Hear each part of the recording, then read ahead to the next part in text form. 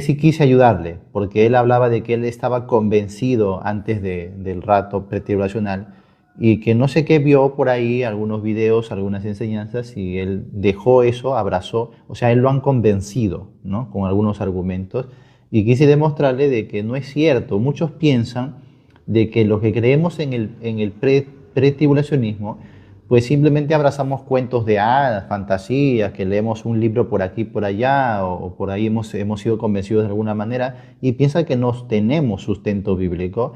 Y quería yo, justamente para las personas que pueden estar dudando o están confundidas, decirles que hay sustento bíblico para creer que la iglesia sí será arrebatada antes de la tribulación. Saludos Antonio, saludos Peter.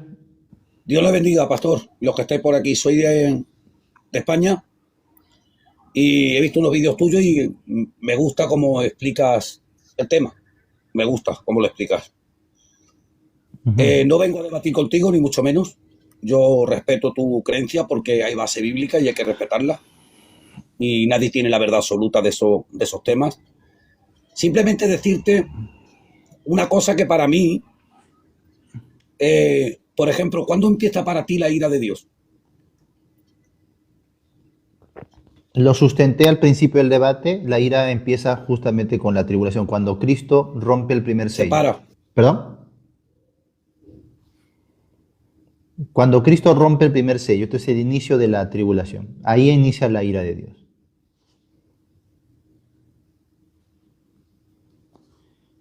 Ah, creo que tiene problemas con su audio. Peter, ¿cómo están? Steven, cualquiera puede Bien, tomar la bien, palabra. bien, bien. Eh, Desde Chile, acá, el sur de Chile. ¿Usted de dónde es, pastor? De Lima. Ah, de Perú. Ajá. Lo escuché que usted hablaba algo acerca de Apocalipsis 12.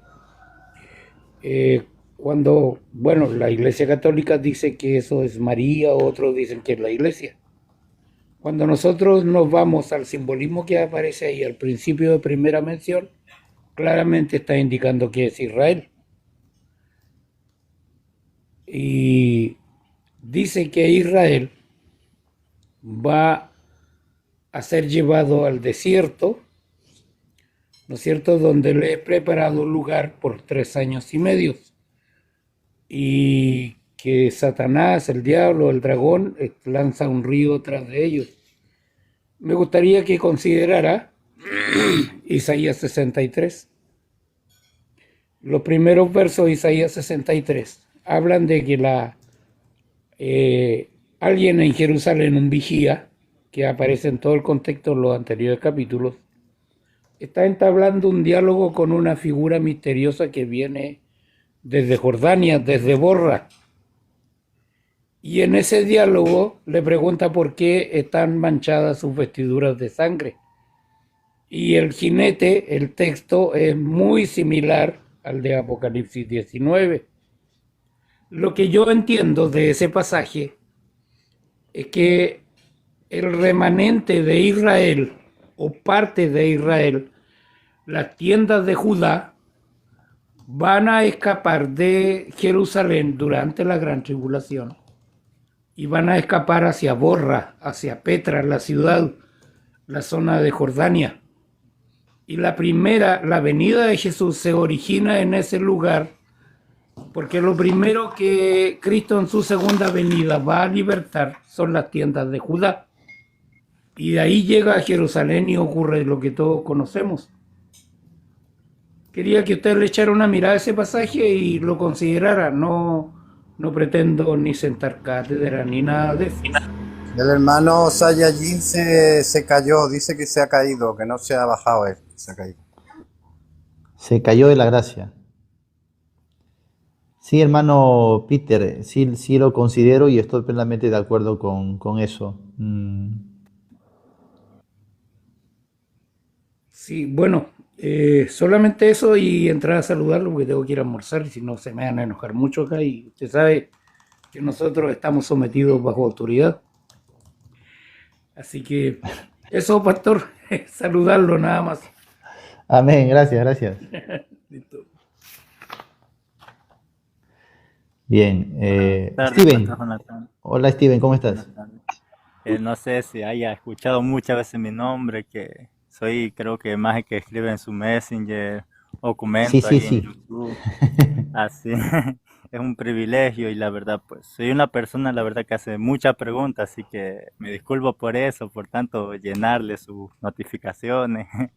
Y pues la verdad he aprendido mucho de usted, la verdad. Un primer video que vi de usted fue de Pastor Jaciel, que usted le está refutándolo sobre la Mm. seguridad de salvación. Y fue tremendo, la verdad, de tanto versículo que usted sacó en su contexto y yo nunca me di cuenta, yo decía, pero aprendí mucho de usted, pastor, así que pues gracias, Dios le bendiga y siga pues eh, a- predicando la verdad bíblica y enseñando. Gracias, pastor. Pastor, Gracias, mi discúlpeme, hermano, cuando le he hecho la gracias. pregunta, Sí, dime. se me había cortado y no lo he escuchado. Ajá. Cuando le he hecho la pregunta. ¿Me la puede repetir si no le Sí. importa? No, me dijiste para mí cuándo comienza la ira. Te respondí que Sí, ¿cuándo comienza la ira? cuando se rompe el primer sello, ahí comienza la ira de Dios. O sea, cuando se rompe el primer sello, ahí comienza la ira de Dios, ¿no? Ajá, sí. Vale, vale. Yo es que lo tengo en el quinto sello, donde ya te lo dice bien claro que en el quinto Es sello el- empieza, porque para mí el primero, sí, segundo, tercero y cuarto sello es la gran tribulación. Y a partir ya del quinto sello, para mí comienza la ira de Dios. Esa es mi opinión. Lo digo por Mateo sí. 24, cuando dice el Señor, Mm. después de la gran tribulación, el sol se oscurecerá, la luna no dará su color, que es Apocalipsis capítulo 6, versículos 12 y 13, es donde empiezan las mismas palabras de Jesús. Las mismas Ajá, palabras de Jesús. sí, sí, Dice que después de la gran tribulación, los cielos serán conmovidos, las estrellas no caerán del cielo, la luna no sí, dará su color, y sin sí. embargo, por ejemplo, Apocalipsis 6:12 dice que eso es la ira de Dios, el quinto sello, No, no eso el es el primero, gran día segundo de ni la tercero. ira. Eso es ¿Eh? el gran día de la ira. Por eso hay una diferencia entre lo que es la tribulación y la gran tribulación. Pero el hecho de que la gran tribulación denote la etapa, digamos, más cruenta, lo que es la gran tribulación, eso no quita que la primera parte de la tribulación no sea parte de la ira de Dios, solamente que la ira de Dios se está derramando de manera gradual. Por eso cité Apocalipsis 6, cuando se rompe el sello. ¿Quién desata el sello? Es Cristo el Señor. Y cuando Él Amén, desata el claro. sello, ¿quién aparece? El anticristo. Luego cité segunda de Tesalonicenses capítulo 2, donde Pablo dice que ese poder engañoso le es enviado de parte de Dios para los que no creyeron la verdad, sino que se complacieron en la injusticia. Entonces, el anticristo mismo, con su surgimiento y sus engaños, también son parte de la ira de Dios, o sea, es instrumento de la ira de Dios. Otra cosa es la gran ira, ¿no? ¿Por qué? Porque dice Jesús justamente en Mateo 24, lo que tú sacas a partir de verso 29, tienes razón, pero eso es la gran tribulación. Lee los versos anteriores. Los versos anteriores denotan la tribulación, de donde el Señor le llama principio de dolores. Principio de dolores también es parte de la ira del Señor. Sí, es que Pablo en Tesalonicense, no me acuerdo, en segunda de Tesalonicense o primera también, habla de que ellos están pasando una gran tribulación en su tiempo. Y le dice Claro, gran tribulación, gran, en el sí, tiempo de ellos. sí, pero no dice la gran tribulación, dice que ustedes recibieron la palabra en medio de gran tribulación, no tiene En nada que medio ver. de gran tribulación. Muy bien. Claro, Así es. sí.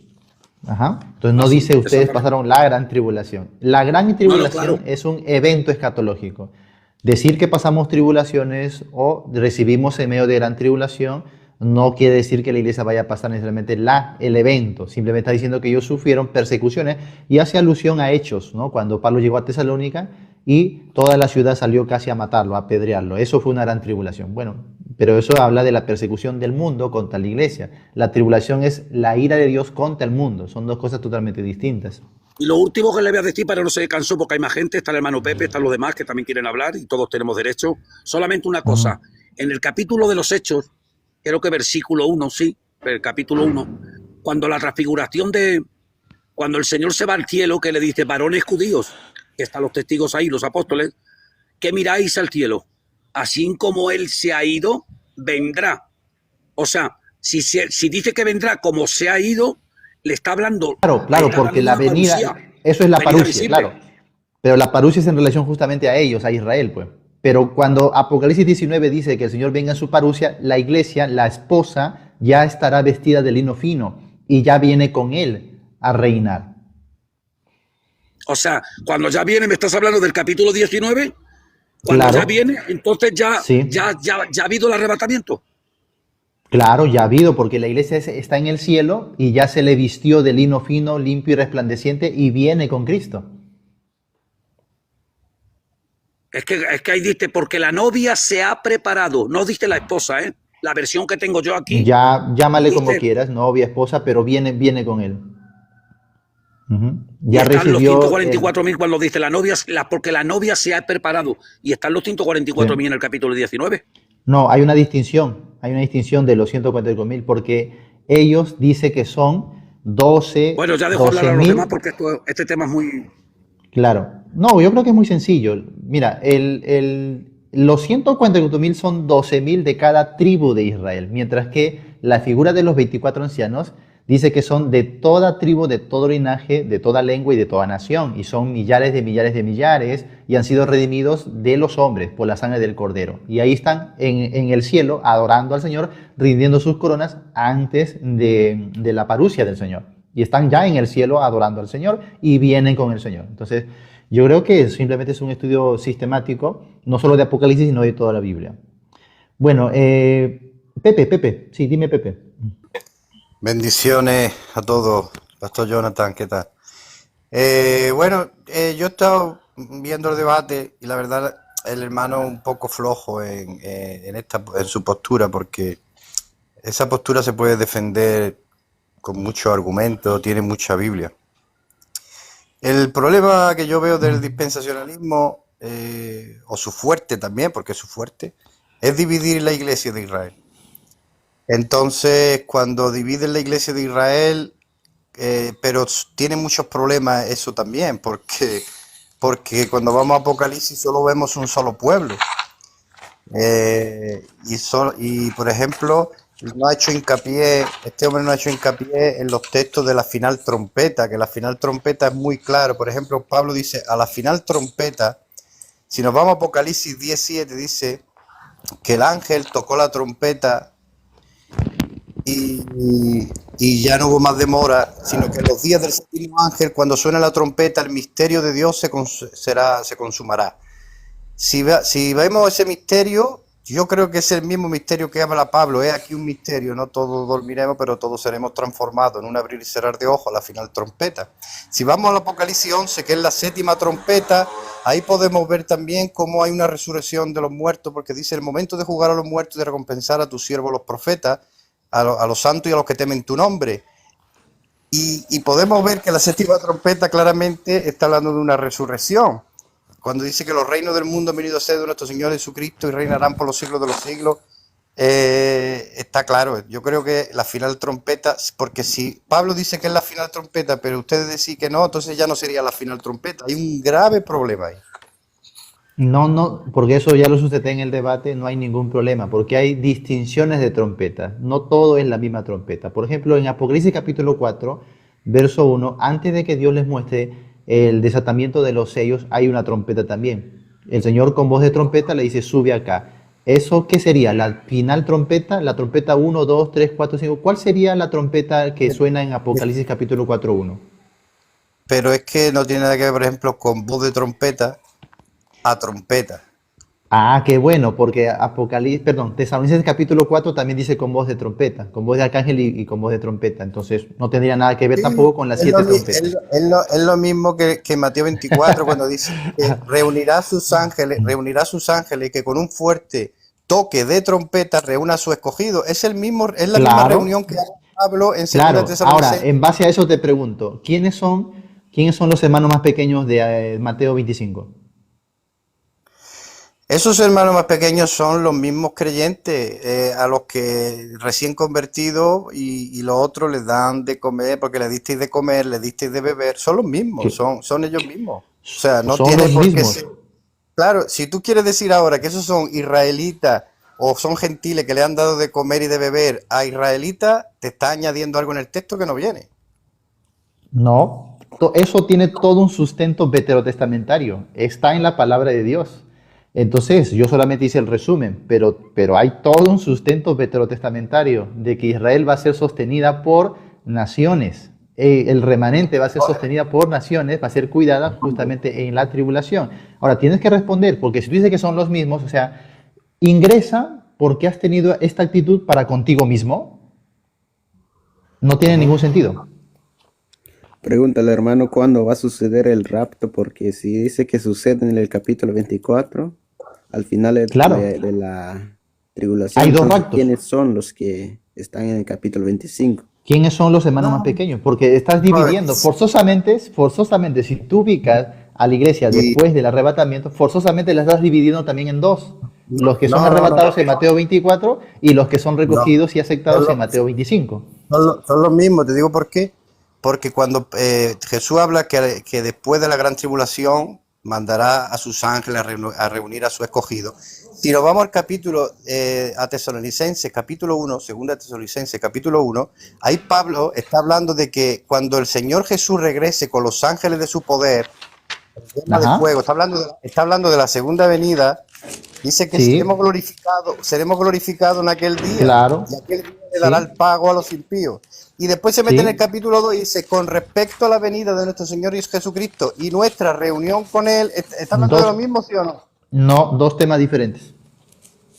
No, ¿por qué va a ser diferente? ¿Por qué? Porque el contexto lo exige. En el verso 13 hay un contraste, pero nosotros debemos agradecer. ¿Por qué? Porque ustedes han sido puestos por primicias de salvación. Justamente, ¿sabes por qué debemos separarlo? Porque las cartas falsas le estaban diciendo a los creyentes que ya se había efectuado la resurrección y que ya iban a ver la venida del Señor.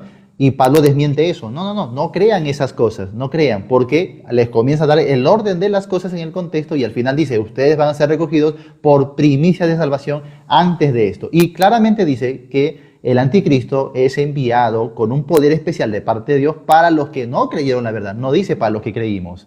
Hace una distinción total en el contexto. Si tú vas a construir Sí. una teología en base a un versículo, estás rompiendo todas las reglas hermenéuticas. No, no, no, son todos los versículos. Por ejemplo, Pablo también le dice a Timoteo, le dice que esperando la manifestación gloriosa de nuestro Señor Jesucristo. Ellos estaban esperando la venida en gloria, es Claro, decir, nada, Cristo viene. O sea, si está claro que la segunda venida es eso, una venida como cordero, otra como león. Yo no veo en la Biblia, y de verdad os respeto, pero yo no veo en la Biblia ningún rapto secreto, ninguna venida secreta. bueno, hay Yo no la gente veo. que no ve en la Biblia la Trinidad tampoco. Yo no veo en la Biblia la Trinidad. Eso no quiere decir que la Trinidad no exista. Que tú no lo quieras ver no quiere decir que no haya sustento bíblico para eso. No me respondiste, por ejemplo, quiénes son los hermanos más pequeños. No pueden ser ellos mismos. Claramente hay una Sí, distinción de dos grupos. te respondí otra cosa que no quieras verlo. Dijiste son ellos mismos. ¿Cómo van a ser ellos mismos si Claro, dice, por cuanto lo claro. hicieron a estos, mis hermanos más pequeños? ¿Quiénes son? Son dos grupos distintos. Pero tú dices, son los mismos. ¿A quién le creemos? Claro, son los mismos. Dice, son puestos que los cabritos. Ahí hay dos clases. Si y a ti te gusta el Claro, contexto, sí, que yo te he claro, escuchado varias veces, te gusta sí, coger bien los contextos. claro que sí. Ahí están los cabritos y las ovejas, Sí, ¿verdad? Ya está, no hay sí. más, no hay más. Entonces son ovejas que en su día dieron de comer y de beber a otras A ovejas. ver. Te voy a explicar otra vez. En Mateo 24 dice que cuando el Señor está en las nubes, envía a sus ángeles ¿a qué? A recoger a sus escogidos de los cuatro. Muy bien. Luego dice Mateo 25, cuando Él ya se siente en su trono, mandará a reunir ¿a qué? A las naciones. A las naciones. Yo digo, ¿para qué va a haber doble recogimiento? Si ya los recogió cuando estaba en las nubes y vinieron con ellos, y así cree el postribulacionismo, ¿por qué cuando se sienta en el trono ya está abajo? ¿Por qué vuelve a reunir a las naciones y aparta, ahora sí, lo que tú dices, aparta a las ovejas y a los cabritos y a los de la derecha le dice, ingresad, ¿por qué? Porque hiciste esto a mis hermanos más pequeños. Hay dos grupos que tú no lo quieras reconocer, bueno, no puedo hacer nada. Si no hay comprensión lectora, ¿qué puedo hacer yo? Mira, yo sé que esto sería largo de hablar, porque tú ahora mismo no me Sería vas, largo no, si es que somos orgullosos y no queremos aceptar la evidencia bíblica, pero si uno no, acepta y dice, no. oye, ahí lo veo, no habría ningún problema. Yo sé que también hay más hermanos que quieren hablar, pero mira, si hablamos también del día postrero, como ha dicho el hermano antes, cuando resucitan el día postrero, es inevitable que el día postrero es la segunda venida de Jesucristo. Y nos damos cuenta que el día postrero resucitan los santos del Antiguo Testamento, ¿verdad? ¿Sí o no? Claro. Y también resucitan los santos del Nuevo, porque dice, todo el que viene a mí, yo no le echaré fuera, y lo No. resucitaré el día postrero. O sea, queda claro que el día postrero resucitan tanto los santos del Sí, Antiguo pero Testamento como Cristo los santos Jesús del no estaba Nuevo. hablando de la iglesia. Recuerda, Efesios capítulo 3, el misterio de la iglesia se reveló con Pablo. Jesús no reveló, Jesús estaba predicando el evangelio del reino. El misterio de la iglesia se revela con el apóstol Pablo. Por eso hay que leer bien Ya, las cartas eso. del apóstol Sí, Pablo. yo sé el argumento de los pretribulacionistas de No, eso es el dice, sustento bíblico, no el argumento preteriocenista. Yo no he leído bueno, ninguno de esos libros, estoy leyendo la Hermano, Biblia. pastor, Pablo yo quiero dice, hacer a mí una... me fue revelado este misterio del evangelio entre los gentiles. Pablo lo dice, él recibió esa revelación especial. Entonces no me puedes ir al antiguo pacto donde estaba tratando Jesús con judíos en el antiguo pacto para decir, acá está la iglesia. No, no, sería un error hermenéutico terrible. Tenemos que ver todo el panorama de la Biblia. Hermano bueno, pastor, yo nada quiero más hacer porque una los pregunta a hermanos Pepe. querrán hablar. Pepe, Muy bien. Pepe, yo quiero que me respondas una pregunta. Quiero que seas objetivo, no quiero que te salgas por la tangente. Pregunto, ¿en qué momento sucede el arrebatamiento en el capítulo 24 de Mateo? ¿En qué momento? Pues lo Porque ahí dice, es donde culmina la tribulación, la gran lo dice, tribulación, el capítulo lo dice 24 del Jesús, final. lo dice Jesús muy claramente, dice, después de la tribulación de aquellos días, el sol se oscurecerá, la luna no dará su resplandor, las estrellas caerán del cielo, entonces aparecerá la señal del Hijo del Hombre viendo las nubes y mandará a sus ángeles que con un fuerte toque de trompeta reúna a sus escogidos desde los cuatro puntos de la tierra.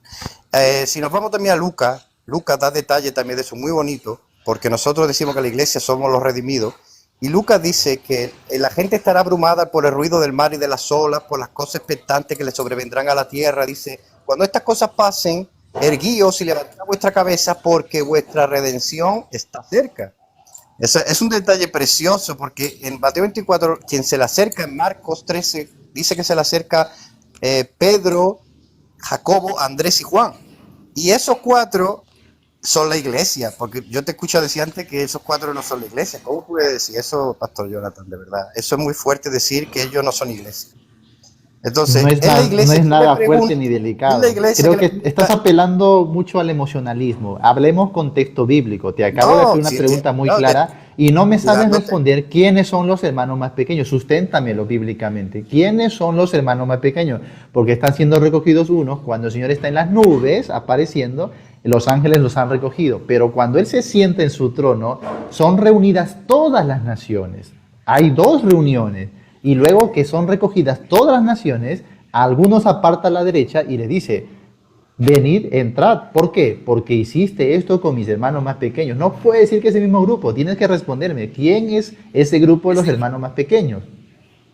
Mira la inconsistencia, pastor, porque el hermano Pepe dice que en el capítulo 24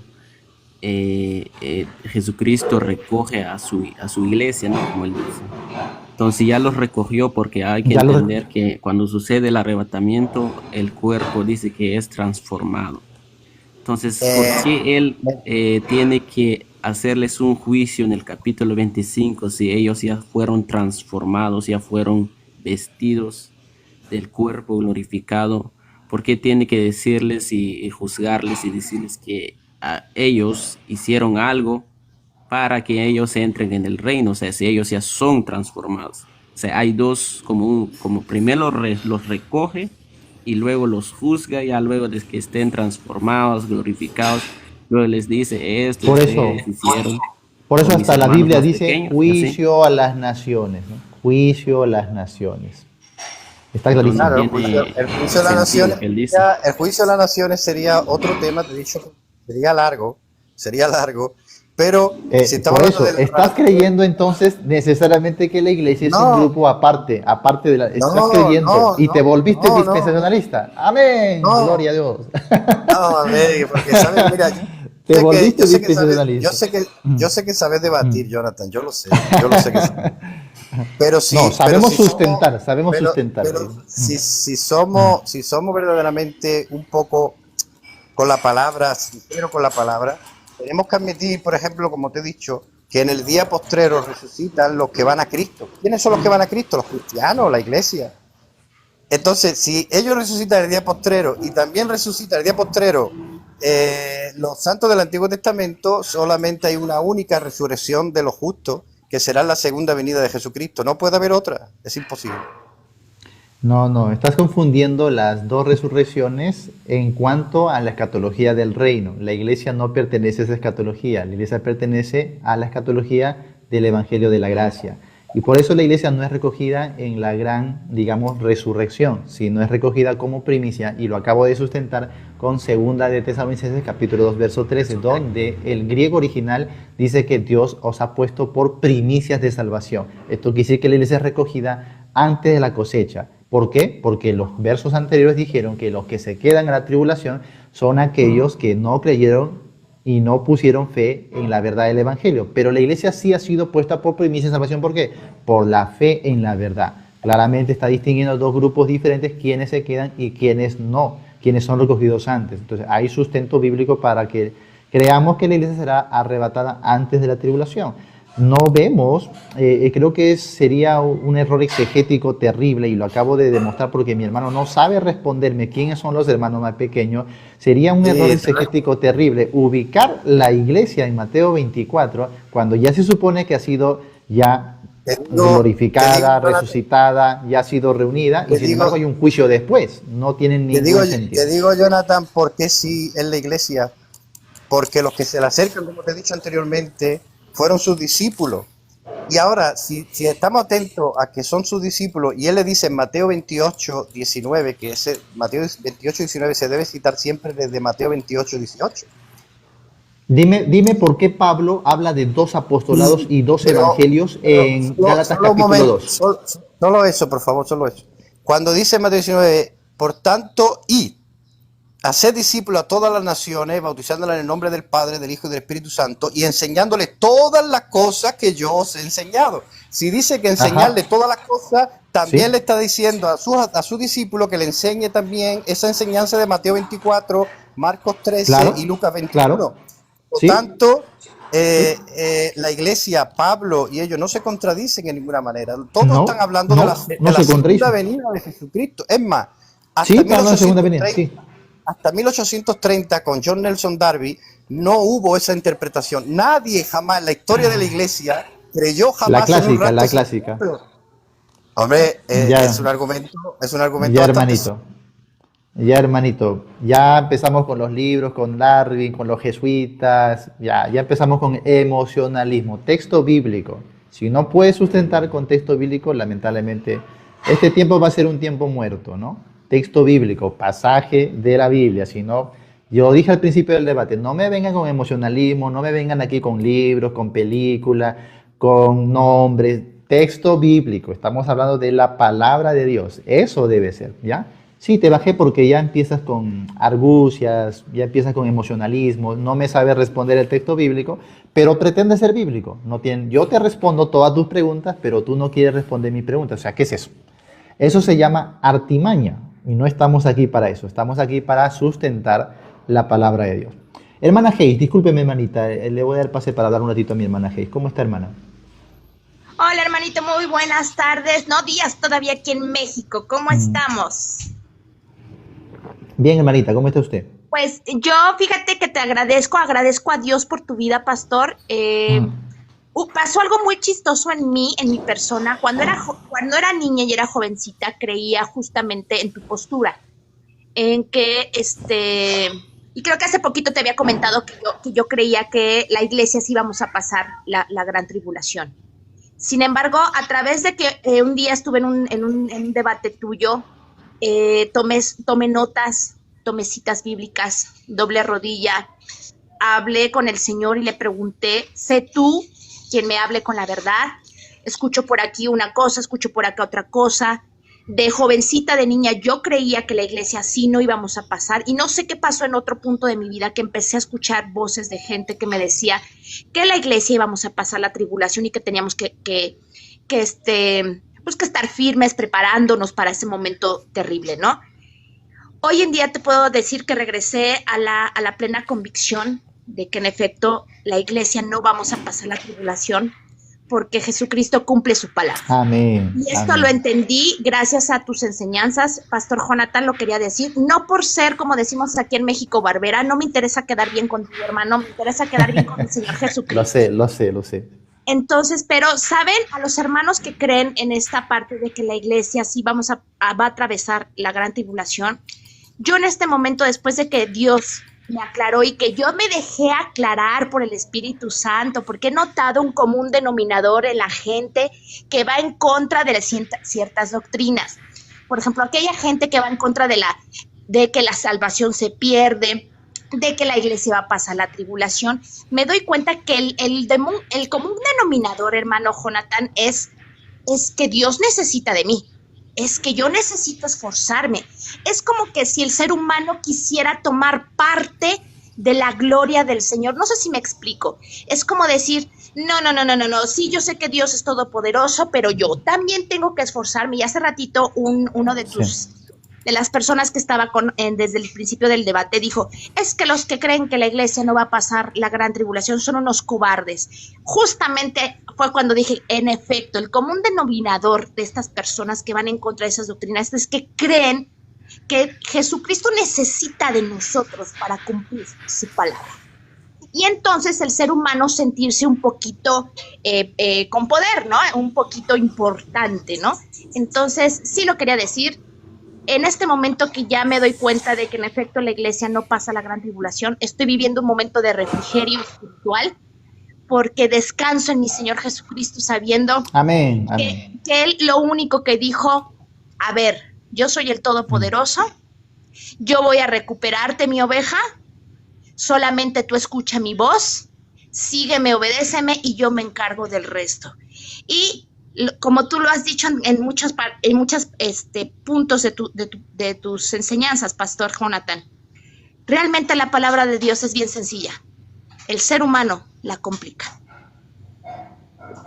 Sí, notablemente. Gracias, hermana. Y lo que usted dice tiene razón. Yo no apelé esos argumentos porque queremos que el debate sea estrictamente bíblico, pero sí, es cierto eso. Lo he visto. A mí me dicen, por ejemplo, si Cristo sufrió, ¿quién te crees tú para no sufrir? Si Pablo sufrió, ¿quién te crees tú para no sufrir? ¿No? Interesante, o sea, esos son argumentos emocionales, ¿no? Son argumentos psicológicos, no debemos recurrir a ese tipo de argucias más que argumentos. O sea, cuando la Biblia habla del sufrimiento de los cristianos, se refiere al mundo. El mundo persigue al cristiano, pero cuando hablamos de la tribulación es Dios contra el mundo, lo acabamos de sustentar bíblicamente.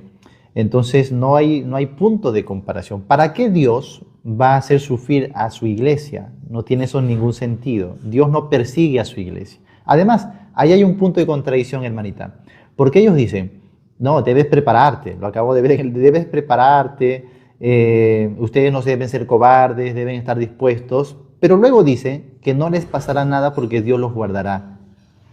¿Qué sentido tiene entonces prepararse? Si Dios te va a guardar, te va a sustentar, te va a proteger, no tiene ningún sentido eso. Sí, Juan. Así es. Bueno, ya me voy a retirar, hermano, solamente sí es verdad todo lo que dices. Muchas gracias por tu tiempo, muchas gracias. Te quiero leer ahorita algo que me dio palabra el Señor que lo compartiera en tu live. Dice Primera de Pedro 5, apacentad la grey de Dios. Gracias, pastor, por apacentar la grey de Dios. Gracias porque Dios te está utilizando grandemente. Ojalá que todos los siervos de Dios tuviéramos esa necesidad de apacentarnos entre nosotros, teniendo tiempo para predicar la palabra de Dios y respetar a todos. Recordemos que este tipo de posturas no son salvíficas, ¿ok? Pero sin embargo, sí considero que es hermoso que el pueblo de Dios estemos bien enterados de lo que realmente es nuestro Señor Jesucristo, porque así podremos vivir un refrigerio en lo que llega el Señor, un refrigerio de paz en el Señor Jesucristo, porque de lo contrario, como cristianos, vivimos en este mundo esperanzados a lo que va a pasar el Señor Jesucristo, pero no con una paz, viviendo completamente la gloria del Señor. Muy Saludos, bien, Maite, gracias.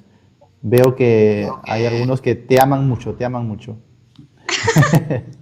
Miren, lo que estábamos viendo sobre este punto de la...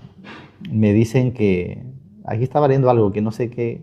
Ah, te va a guardar solo si estás preparado, dice Soriano. O sea, si estás preparado te va a guardar. O sea, si no estás preparado no te va a guardar. Y de manera que eso nos lleva a un punto condicional. Miren, por eso no es casualidad que los que creen, la mayoría que creen en el post-tribulacionismo, también se desvían a creer en un evangelio por obras. Sálvate por tu esfuerzo, sálvate por tu mérito, ¿no? Se desvían a creer, incluso lo están creyendo personas ya no trinitarias, no trinitarias. O sea, para mí sí es fundamental. Yo sé que muchos creen eso, ¿no? Es que este no es un asunto fundamental si es antes, pero para mí sí lo es. En primer lugar, ¿por qué? Porque debemos ir al fundamento. Yo no creo que Dios dejó su palabra para confundir. Dios dejó su palabra clara. Es clara su palabra. Y cuando decimos que un punto entonces no es fundamental, estamos diciendo que Dios nos ha dejado a la deriva, que no ha puesto las cosas claras en su palabra.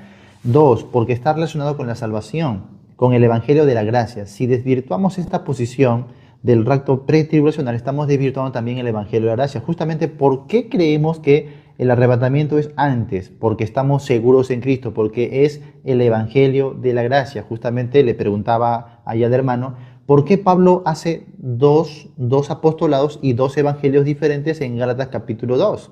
Ahí estamos viendo entonces que la Escritura nos lleva a pensar de esa manera. Estamos en el evangelio de la gracia. Y si tú dices que no, que todo es lo mismo, es un solo pueblo, que todos van a pasar la tribulación, entonces estás en contra de lo que Pablo mismo ha declarado, de que hay dos evangelios, hay dos apostolados totalmente distintos. Nosotros vivimos el apostolado de Pablo, el evangelio de la gracia. Entonces, claro que es un punto fundamental. No estoy diciendo con eso de que te quita tu salvación. No, no estoy diciendo eso, pero desvirtúa, diluye el mensaje del evangelio y su poder. Entonces, las demás personas cuando vienen a escuchar esto, van a creer en un evangelio de obras, en un evangelio de perseverancia, ¿no? Entonces, no, sálvese quien pueda, yo me tengo que escapar, yo tengo que huir, yo tengo que perseverar. Justamente en Mateo 24 que dice, más el que perseverare hasta el fin, o que persevere hasta el fin, ese será salvo. Entonces nos lleva a creer que debemos autoguardarnos, autosalvarnos. Así que para mí sí es fundamental, señores.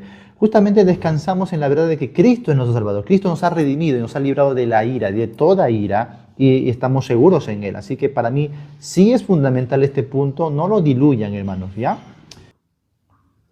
Muy bien, para ir terminando este tema, creo que lo que se ha demostrado no quiere decir que todos van a convertirse ahora al pretribulacionismo, pero lo que se ha demostrado es que sí hay sustento bíblico. No me vengan con libros, con historietas, con películas, con Darby. Por favor, ábrenme la Biblia. Eso es lo que les voy a pedir siempre. La palabra de Dios, la escritura. Y cuando yo veo que no quieren, cuando no quieren sustentar con la Biblia, no quieren responder argumentos, ¿no? Entonces ya eso deja mucho que desear, deja huecos, deja vacíos. Ahí está, les acabo de dar, por ejemplo, el talón de Aquiles de los post-tribulacionistas. No saben responder quiénes son los hermanos más pequeños. Y es un campo minado, porque cualquiera de las respuestas que te van a dar puede llegar a una gran explosión para ellos. Ese es el punto de quiebre, el punto débil de los post-tribulacionistas, ¿ya? Por favor, díganle así, ustedes me tienen que sustentar quiénes son los hermanos más pequeños. No te van a saber responder, van a salirse por la tangente y por la cotangente. Sí, hermano Steven. Pastor, antes que se despida, y quería hacerle una pregunta pues bíblica, que de primera carta de Pedro, capítulo 4, versículo 17, porque me surgió dos preguntas, porque dice, porque es tiempo de que el juicio comience por la casa de Dios, y si primero comienza por nosotros, ¿cuál será el fin de aquellos que no obedecen el evangelio de Dios? Ahora mi pregunta es, ¿cuál juicio de Dios que comience primero por la casa de Dios? Y la segunda pregunta es, si el justo con dificultad se salva, ¿en dónde aparecerá el impío y el pecador? Ahora, ¿cómo que si el justo con dificultad se salva? Esas son mis dos preguntas de este texto. Sí, el contexto. El contexto cuando habla de el justo con dificultad se salva, habla de que de la tribulación que está pasando ellos. Pedro le escribe a un grupo, ojo, son judíos mesiánicos que están siendo perseguidos, que están siendo lanzados a los circos coliseos romanos a morir despedazados por fieras salvajes. Por eso dice, diablo como león rugiente anda buscando a quien devora. Tome esa figura. Los 5 capítulos de Pedro habla de un público que sufre. La carta de segunda lo va a continuar, y el público es judío, y ellos van a pasar tribulaciones. Ya lo estaban pasando, ya estaban siendo perseguidos, y a eso se refiere, ¿no? O sea, que ellos tengan paciencia en sus tribulaciones, que es necesario para que Dios sea glorificado. Dice, y si es necesario que ustedes mueran haciendo lo bueno, pues mueran y glorifiquen a Dios, ¿no? Para nada Pedro le está dando ahí una escatología sobre la iglesia, porque haríamos bien en recurrir al consejo de Pedro en la segunda carta, capítulo 3, verso 16 en adelante, donde Pedro habla de las epístolas de Pablo. Qué interesante. Para aquellos que no querían creer eso, bueno, que se lo diga Pedro, porque Pedro dice, nuestro amado hermano Pablo, según la sabiduría que le ha sido dada, os ha escrito casi en todas sus epístolas hablando de estas cosas, ¿no? Entonces, Pedro, ¿qué aconseja? Que leamos las cartas del apóstol Pablo, porque él recibió una sabiduría superior, una sabiduría especial, una revelación que solo se le dio a Pablo, y Pablo dice, a mí me fue dada, no a otro, no a Pedro, no a los 12, a Pablo. O sea, la teología en cuanto a nosotros como gentiles, la iglesia del Señor, la tiene Pablo, no la tiene Pedro o Judas, ¿no? Sino Pablo. Y eso es un principio hermenéutico muy importante. Voy a ir a todos los libros de la Biblia a aprender, pero siempre voy a ser direccionado por las epístolas de Pablo. Entonces Pedro dice, en las cuales hay algunas difíciles de entender. O sea, Pedro reconoce que las cartas de Pablo mantienen algunas cosas difíciles de entender para él.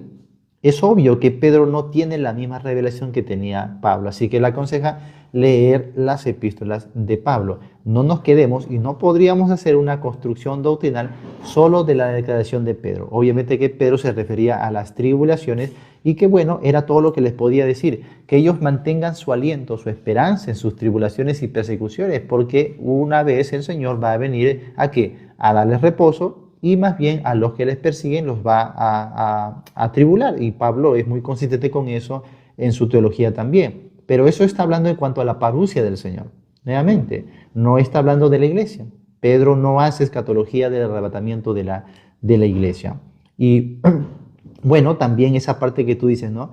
Si el justo con dificultad se salva, ha sido usada para decir que la salvación se pierde. ¿Te das cuenta? Cuando abandonamos la dirección de Pablo, podemos sacar cualquier frase y hablar cualquier barbaridad. Ahí se refiere simplemente al aspecto de la persecución. Y cuando dice que el juicio comience por la casa de Dios, justamente él está haciendo una referencia al Antiguo Testamento en relación a Israel. Y Jesús lo ratificó, y Juan el Bautista también, que no solamente habrá, digamos así, salvación para este pueblo, Israel, sino también habrá una limpieza, un juicio, fuego para ellos. ¿Por qué? Porque justamente rechazaron al Mesías. Entonces Pedro toma esa figura y está diciendo, lo que estamos sufriendo es parte de Dios. Dios está permitiendo esto para ver quién es quién de verdad ha sido apto, ¿no? Porque el pueblo de Israel, recuerda, un pueblo testarudo, un pueblo terco, contradictor, rebelde. Dios permite tribulaciones para ellos, para que se muestren a los aprobados. Y bueno, también me citaron Hechos 14:22, donde dice, ¿no? Es necesario que a través de muchas tribulaciones ingresemos al reino de Dios. Muchos toman eso para decir, ¿ves? Ahí sé que la iglesia pasará la tribulación. No. Mira, si dijera el verso, es necesario que a través de la tribulación ingresemos al reino de Dios, es otra cosa diferente. No se refiere a la tribulación, el evento escatológico. Se refiere a muchas tribulaciones. La palabra tribulación viene de un término que se conoce como tríbulo. El tríbulo era una piedra que se usaba para triturar los granos en un molino. De ahí viene la palabra tribulación. Así que tribulación se usa para todo tipo de sufrimiento, de presión. Estamos siendo atribulados. Que se le dé el nombre técnico al evento escatológico como la tribulación, no quiere decir que cada vez que se mencione la palabra tribulación se está refiriendo a la tribulación o a la gran tribulación. Debemos hacer una buena hermenéutica bíblica. Entonces aquí se refiere simplemente al hecho de que ellos son judíos y que cuando llegó el evangelio a ellos, pues iban a ser perseguidos por su fe. Y entonces tienen que ellos entender que es necesario esas tribulaciones por causa de la fe en Cristo. Tribulación que nosotros mismos atravesamos el día de hoy. El día de hoy nosotros cuando creemos en Cristo somos burlados, somos perseguidos, somos ultrajados, y Pedro ya habló de eso también en su carta. A vosotros, dice, o a ellos les parece que vosotros no corráis en el mismo desenfreno que ellos y os ultrajan. Eso es la tribulación del mundo. Eso es la persecución a aquel que es de la fe. Pero eso no tiene nada que ver con la gran tribulación o la tribulación escatológica que ya el Señor nos está enseñando. Por orden de cosas, está separando lo que es Israel y lo que es la iglesia. Lamentablemente, cuando algunos confunden a Israel con la iglesia, ahí viene todo este tipo de enredos, y por eso ahora la iglesia tiene que perseverar, tiene que ser salvo por sus obras, puede perder su salvación y encima va a pasar la tribulación. Un desorden total. ¿Quién más? Isaac, creo que te falta. ¿Cómo estás, Isaac? ¿Cuál ha sido tu apreciación en este día? Buenas tardes, pastor. Todo bien, gracias a Dios. Bueno, creo que lo fundamental en lo que hemos visto durante este rato es que hay un énfasis muy alto en la teología histórica, principalmente. Se centran en las posturas, en las formas en las que se ha estudiado la Biblia por ciertos maestros, doctores, teólogos, etcétera, y no se está tomando en cuenta la Biblia tal cual es. Me pareció excelente la intervención de la hermana Hayes cuando decía que ella, al escuchar aquello que quizá era contrario a lo que ella pensaba en el momento, lo que hizo fue pedirle al Señor que le instruyera, pedirle en oración que le permitiera comprender de manera correcta por medio de su palabra y no por medio de directamente algún maestro, algún teólogo, sino buscando ella misma, escudriñando ella misma para poder comprender la enseñanza bíblica. Y bueno, yo prefiero no adherir ni a dispensacionalismo, ni a teología del pacto, tampoco calvinismo, ni arminianismo, ni nada de eso, porque esos son al final de cuentas como categorías que terminan llevando a las personas a este punto de defender solo la postura y dejar a un lado la enseñanza bíblica tal cual es. Por ejemplo, la teología del pacto tiene el gran riesgo de precisamente no diferenciar nunca entre Israel y la iglesia, ver todo como una sola cosa, todos los pactos como una sola cosa.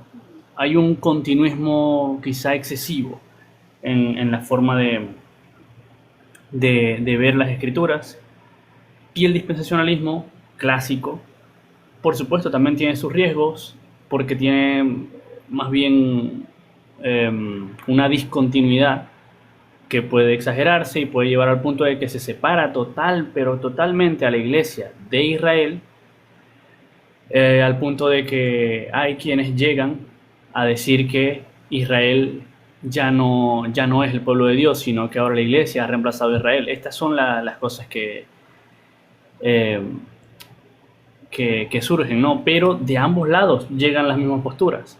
He escuchado a gente que sigue la teología del pacto decir que como es un solo pueblo, entonces ahora la iglesia es la misma Israel. Ahora la iglesia pasó a ser Israel, ¿verdad? Como una continuidad. Y por el otro lado, los de la teología dispensacional, en muchos aspectos, pues los que adhieren a ese dispensacionalismo clásico sin haberse instruido más bien por discontinuidad, dicen Israel ya dejó de ser, ahora es la iglesia. Llegan a los mismos puntos, pero siempre por irse a los extremos, por no ver un equilibrio, por no centrarse en lo que dice la Biblia, sino por seguir las enseñanzas de estos personajes de la historia. Fíjese lo que pasaba ahora, ¿no? Que mencionaban Darby de una vez, y es que, bueno, se centran en eso. ¿Por qué? Porque les interesa más es decir, no, la teología histórica, mientras más histórica, mejor. Entonces, a ver, como por decir algo,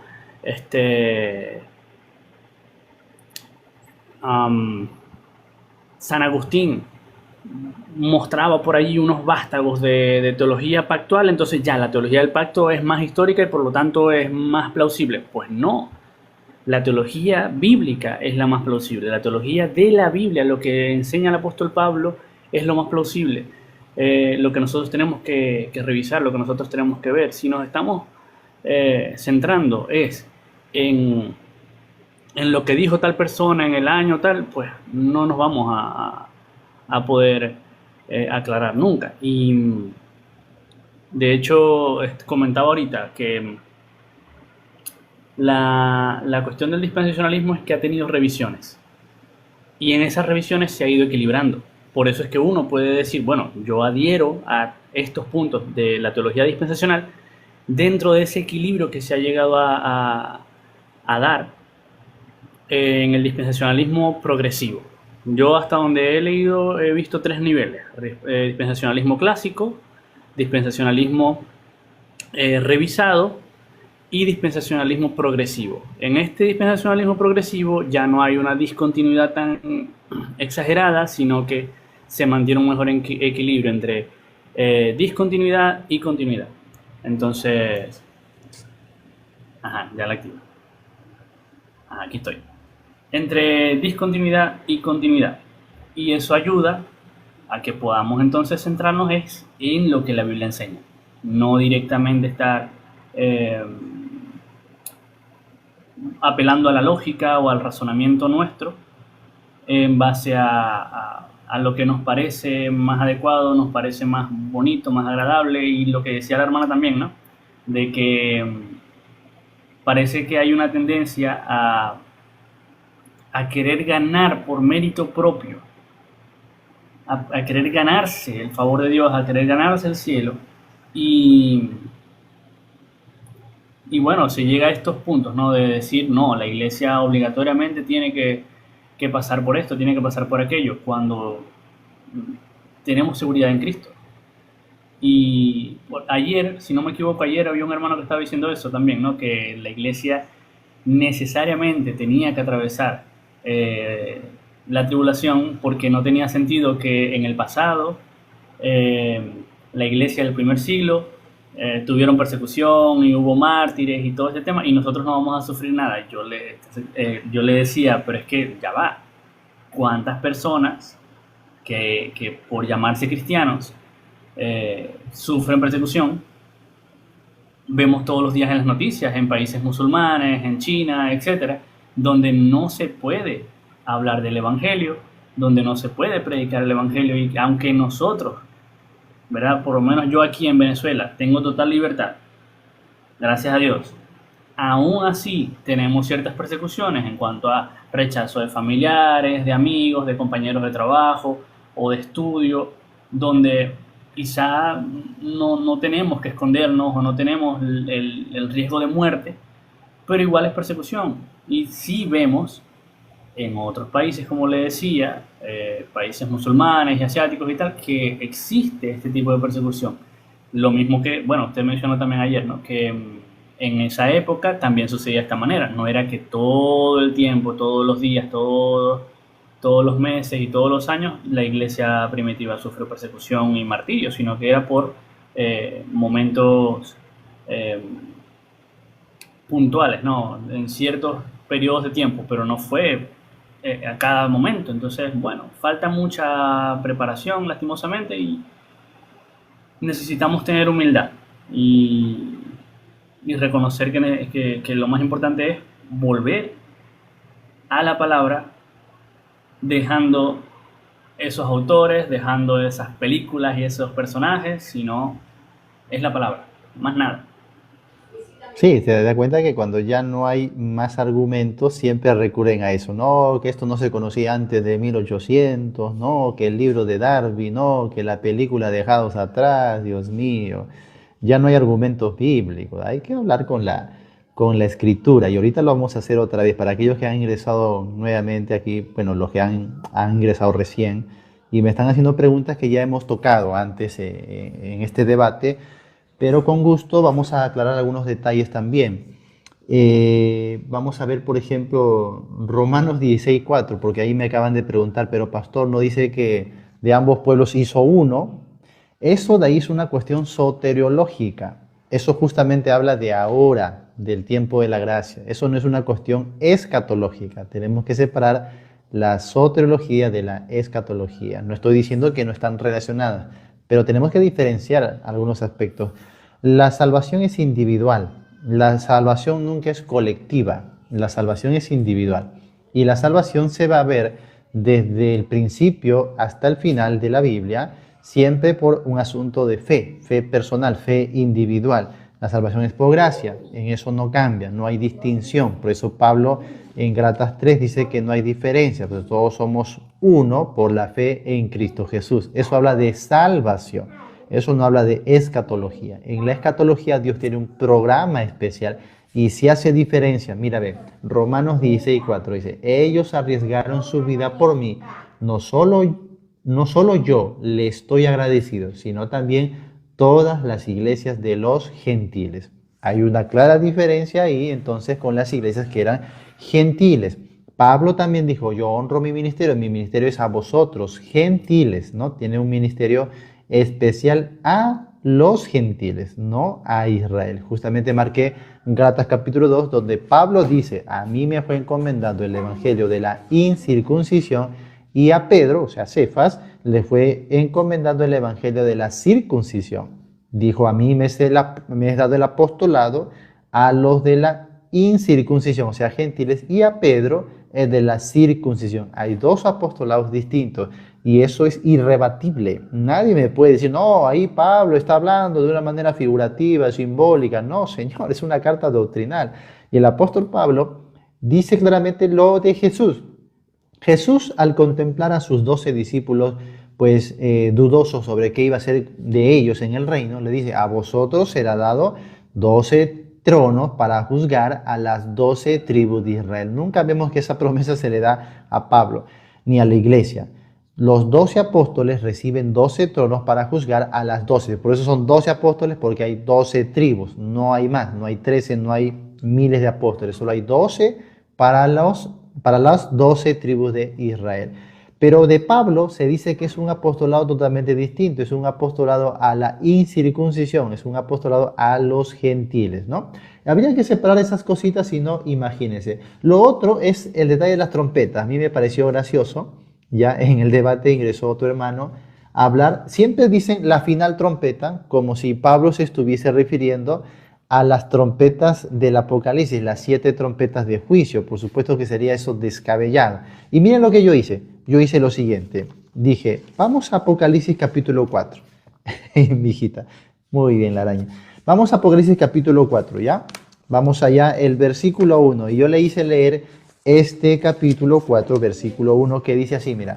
Después de esto miré, y he aquí una puerta abierta en el cielo, mira, en el cielo, y la primera voz que oí, mira, como de trompeta, la primera voz que oí, como de trompeta, hablando conmigo, dijo, sube acá y yo te mostraré las cosas que sucederán después de estas. Ahora le pregunté, ¿hay una trompeta entonces, aparte de las 7 trompetas en el Apocalipsis? ¿Sí o no? ¿Y saben qué me respondió? Me dijo, no, es que ese es una trompeta, no dice que es la trompeta, sino es como de trompeta, con voz de trompeta. Y le dije, qué bueno que hayas aceptado eso, porque estás diciendo que si se utiliza esto con voz de trompeta, no son las trompetas de las 7 del Apocalipsis. Bueno, vamos a 1 de Tesalonicenses capítulo 4, porque ahí dice lo siguiente. Dice así, verso 16, porque el Señor mismo con voz de mando, con voz de arcángel y con trompeta de Dios descenderá del cielo. No hace alusión entonces tampoco a las 7 trompetas del Apocalipsis, ¿no? Miran el enredo que tienen algunos, ¿no? O sea, no, acá dice Pablo a la final trompeta. Eso es entonces la trompeta de Apocalipsis. Y lo relacionan con Tesalonicenses 4. Ahí dice también con voz de mando, con voz de arcángel, con voz de trompeta. Y bueno, ¿qué vemos después? Que ellos dicen, ahí está, las trompetas del Apocalipsis. Y luego cuando yo le saco Apocalipsis capítulo 4, verso 1, y dice, ahí me dijo con voz de trompeta, no, eso no son las trompetas del Apocalipsis. Qué contradicción.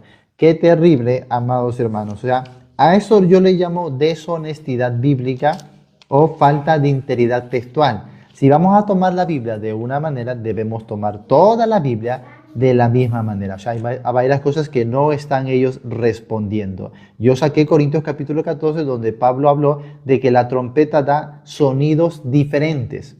Sonidos diferentes. Hay un sonido de trompeta para la batalla.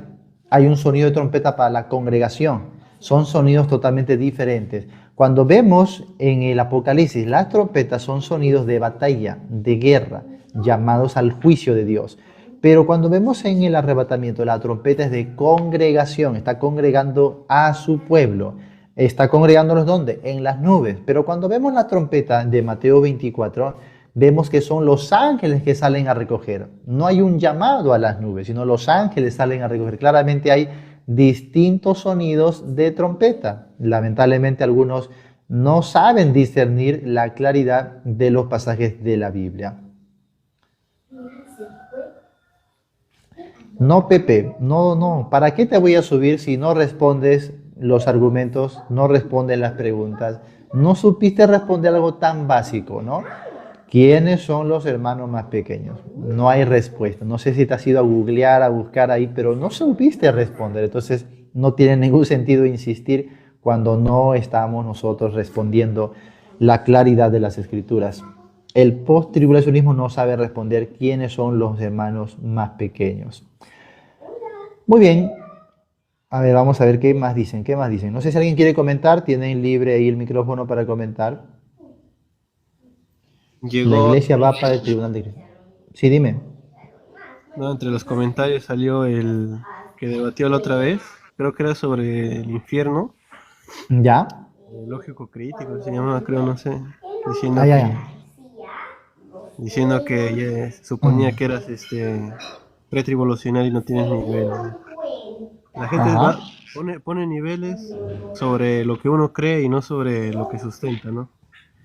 Por eso no pudo ganar el debate del infierno, ¿no? Qué terrible. Y terminó yéndose del debate. Terminó yéndose del debate sin responder ninguno de nuestros argumentos. Ahora tenemos nosotros el bajo nivel. Qué interesante. O sea, ustedes, por ejemplo, en este debate acaban de ver a Eduardo. Yo he respetado mucho a Eduardo, todos lo han visto. He tratado de ser bastante mesurado con él. Pero al final él dice, yo sustenté todo.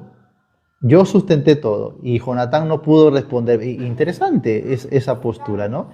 Por eso siempre se debate en público, porque es el público que determina si realmente sustentaron o rebatieron o respondieron. Pero ellos siempre se dan de los ganadores. Qué interesante, ni siquiera yo he dicho eso. Nunca he ido y dicho, hermano, yo gané el debate, jamás. Pero ellos dicen, después de no haber respondido, después de no haber sustentado, después de no refutarte ninguno de tus argumentos, dicen, hemos ganado el debate. Qué interesante. Qué interesante, ¿ah? Pastor, yo Hola. estoy plenamente de acuerdo con usted, compartimos todo lo que usted ha estado expresando ahora. Quería agregarle que cuando la Biblia dice que el que perseverare hasta el fin, este será salvo, la palabra perseverare, esto está enseguida le doy el texto, es traducida de la antigua palabra griega de uponemo, lo cual significa literalmente permanecer debajo. Cuando las pruebas o persecución nos rodean, no podemos desesperarnos para poder tener una salida. Y esto lo busqué yo a raíz de que hablaron de juntar comida y todo para la gran tribulación. La iglesia yo creo que no pasa por la gran tribulación. Hay un contexto claro. Me tocó debatir este tema del arrebatamiento porque los presbiterianos, un pastor de México decía que yo creía en 3 venidas de Cristo. No, el arrebatamiento es un evento único que va a ocurrir antes de la gran tribulación. La gran tribulación, desde mi punto de vista, tiene lugar o tiene correspondencia con la fiesta de Yom Kippur y está destinada para que los judíos reconozcan a Jesús como el Mesías, y así como lo rechazaron en forma nacional, tienen que pedirle perdón nacional. Esa es una condición necesaria para que Jesús venga de nuevo. Pero yo lo llamaba por otro lado porque le mandé un mensaje interno y yo no creo en las casualidades, pastor, porque hay un hermano que me habló de usted que se llama César Díaz. Él me iba a poner en contacto con usted y casualmente lo encuentro aquí buscando, así que le mandé un mensaje por interno para que podamos intercambiar algunas cosas.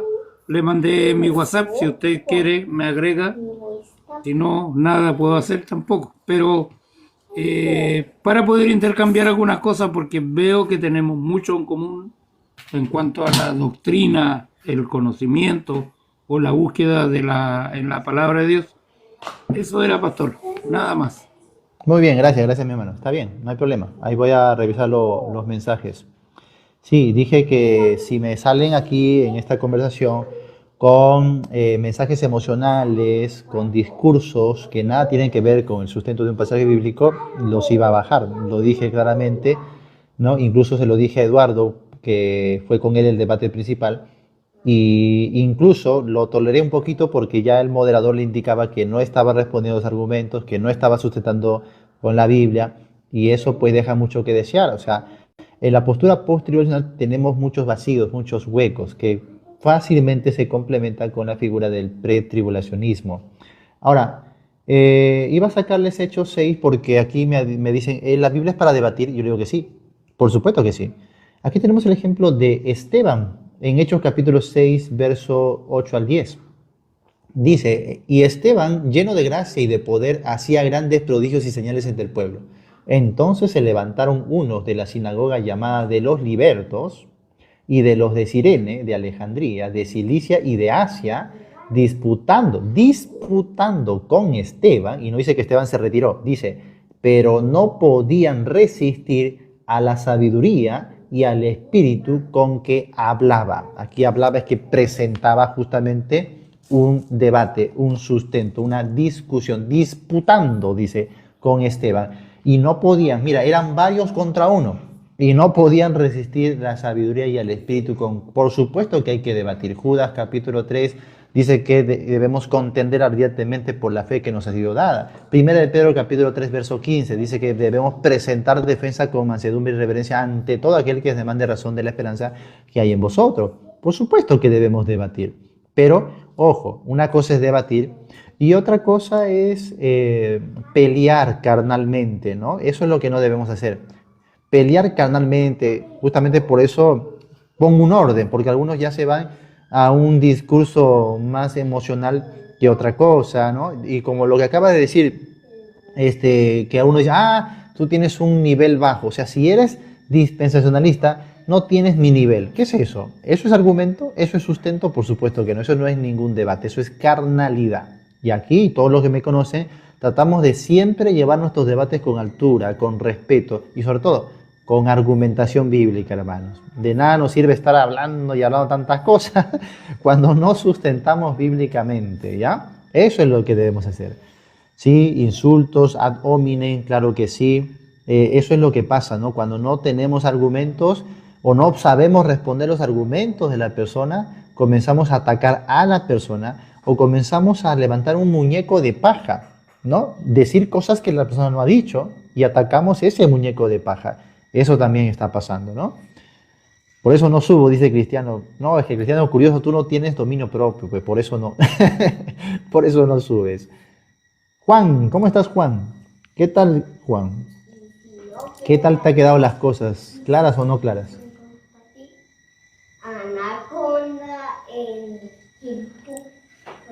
Bueno, yo soy el único Juan aquí, ¿verdad? Es que a veces hay Juanes ahí. No, yo siempre lo tengo bien claro, ese del rapto pretribulacional, sí, para mí es el que tiene más sustento bíblico. Yo respeto también a los que creen en el post-tribulacionismo, siempre y cuando, ¿verdad?, no nos tachen a nosotros de que no, es que ustedes no saben, su doctrina es nueva, Y eso del mito de los 1800 ya, eso ya está bien refutado, ya eso no es cierto, porque yo sigo a una persona que también tiene un canal de YouTube, se llama el podcast de Romanos 1:16, y él también defiende el rapto pretribulacional, y él ha mostrado pruebas de que algunos padres de la iglesia creían en un rapto pretribulacional. Entonces, si vamos a lo histórico, tendríamos que verlo muy bien, ¿verdad? Pero yo prefiero también simplemente argumentar con la Biblia, argumentar con la escritura, así como le preguntamos al hermano hace rato sobre Mateo 25, porque hay una confusión ahí de ellos, ¿no? Porque como tú bien dices, que quiénes son esos hijos más pequeños, no se supone que la iglesia ya ha sido arrebatada en el capítulo 24. Y también, si ves muy bien ahí en el capítulo 24, no hay una transformación del cuerpo, no hay una resurrección de muertos, simplemente dice que Dios va a recoger a sus escogidos desde los cuatro ángulos de la tierra. Entonces yo creo que ahí no hay una resurrección, porque solo van a ser recogidos los que están vivos, porque dice 2 estarán en un campo y así. O sea, van a ser personas que van a estar vivos, no va a haber resurrección ahí. Entonces no se puede decir que ahí es donde sucede el rapto, no, eso no es el arrebatamiento. Entonces ahí no hay ninguna resurrección. Entonces, si hubiera una rapto ahí, entonces ¿quiénes son los que están en el capítulo 25? O sea, son 2 grupos de personas. Entonces ya tendríamos que ver ahí. Entonces, como no hay rapto ahí, esa es la segunda venida. Entonces nosotros lo tenemos muy claro que el arrebatamiento ya sucedió mucho antes que la gran tribulación, ¿verdad? Entonces yo creo que eso está muy claro para mí. En cambio, los hermanos, pues el otro no pudo responder, simplemente no, es que son lo mismo. Pero es que gramaticalmente no son lo mismo, o sea, no tendría sentido si fuera lo mismo. O sea, imagínate, aunque seas post-tribulacionista, no vas a decir que son lo mismo. No, entonces eso queda en duda sobre quiénes son. Entonces, pero como no respondió el hermano, entonces ya queda claro que ellos no tienen una respuesta clara. ¿Por qué? Porque no se puede. O sea, ¿quiénes son? O sea, si ya fueron arrebatados, ¿quiénes son esas personas? ¿Se quedaron? No sé, o sea, no eran, porque dice que el que perseverare, ¿no? Es lo que algunos usan también. No, ellos no perseveraron, ¿qué pasó? O sea, ¿qué fue lo que pasó? O sea, o es que estas personas se hicieron cristianos así de último momento, ¿cómo? O sea, no tendría sentido, ¿verdad? Sí. Creo que a veces el sentido común, la comprensión lectora, suficiente, pero están negando. Cuando él dice, son las mismas personas, y uno le demuestra una y otra vez, son 2 grupos, claramente, hay diferencias textuales, gramaticales, que son 2 grupos diferentes. ¿Cómo uno entiende? Oye, a ustedes les permito entrar porque hicieron esto con mis hermanos más pequeños, y los hermanos más pequeños son los mismos.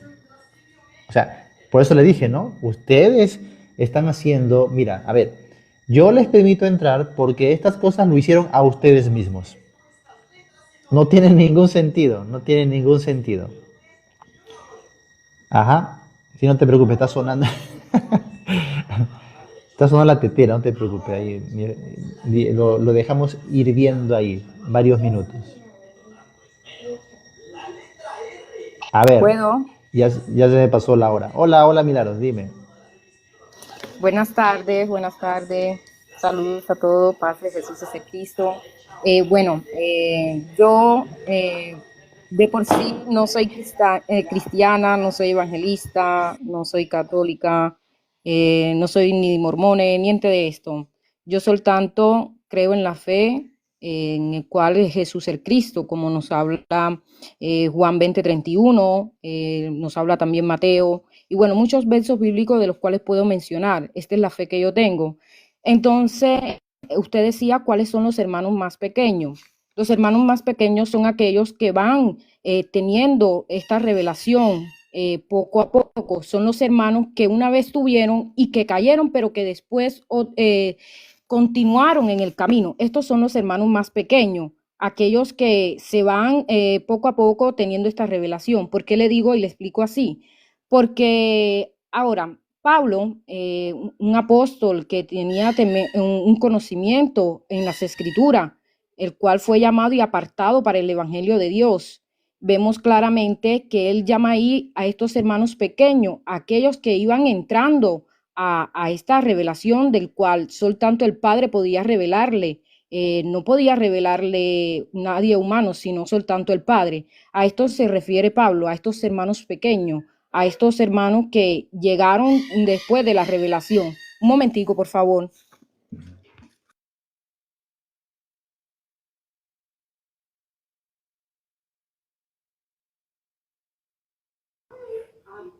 Ajá. Creo que simplemente es una especulación de que estos hermanos más pequeños son los que dice que han perseverado y que cayeron y que se levantaron, entonces creo que es como una especulación. No es que dijo, no, estos son y estos son. Creo que es pura especulación que ella hizo. No, es que yo creo que son estos. Algo así. No es una Ya. especulación. Hay Ya, versos miraron, bíblicos que lo muestran. Hay versos bíblicos que lo muestran. Y si ¿Cuáles quiere son los vamos allá versos? porque...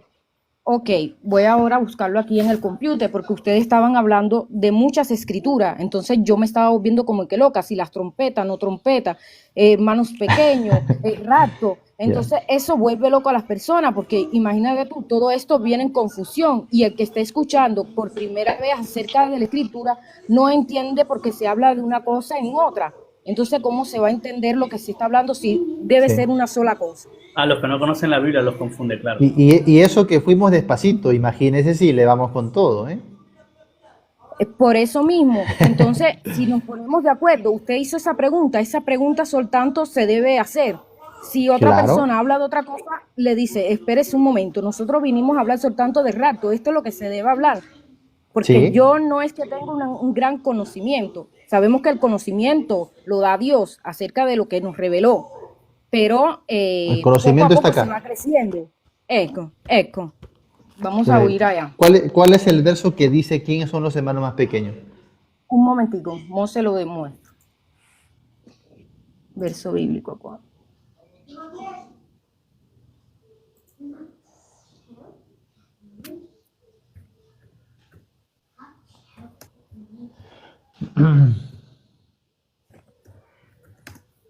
¿Algo más? ¿Algo más? Mientras tanto, alguien más, algo más hay que ver, que acotar.